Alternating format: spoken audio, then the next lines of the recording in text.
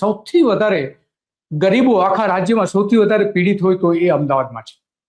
અમદાવાદમાં એક જ વર્ષમાં ઓછામાં ઓછા 20,000 જેટલા ઝૂંપડા, મકાનો અને દબાણો ખસેડવામાં આવ્યા છે.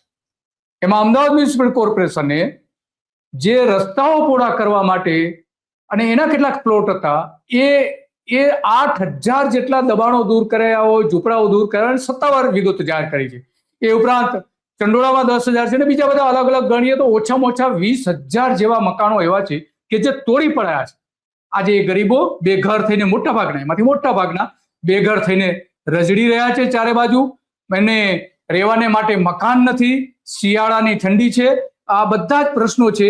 અને આપણે પ્રશ્નની ચર્ચા પણ આપણે કૌશલભાઈ સાથે કરીશું કે સૈયદભાઈ સાથે, કે જે આ અંગે ઘણી જગ્યાએ જાતે જઈને પણ ગરીબોને મદદ થાય એ માટે એનો પ્રશ્ન સોલ્વ કરવા માટે બધા જ પ્રયત્નો એમણે કર્યા છે.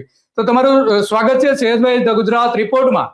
તો હવે તમારી પાસેથી એ જાણવું છે કે આ જે ગરીબો જે છે કેમ અત્યારે અત્યાચારનો ભોગ બની રહ્યા છે, શું કારણ છે, ખરેખર શું કારણ છે એની પાછળનું, કે માત્ર અમદાવાદ મ્યુનિસિપલ કોર્પોરેશન સરકારની મદદથી આ બધા જે દબાણો, ઝૂંપડાઓ જે દૂર કરવામાં આવી રહ્યા છે તો એ શહેરને સારું બનાવવા માટે કે બીજા કોઈ કારણો છે?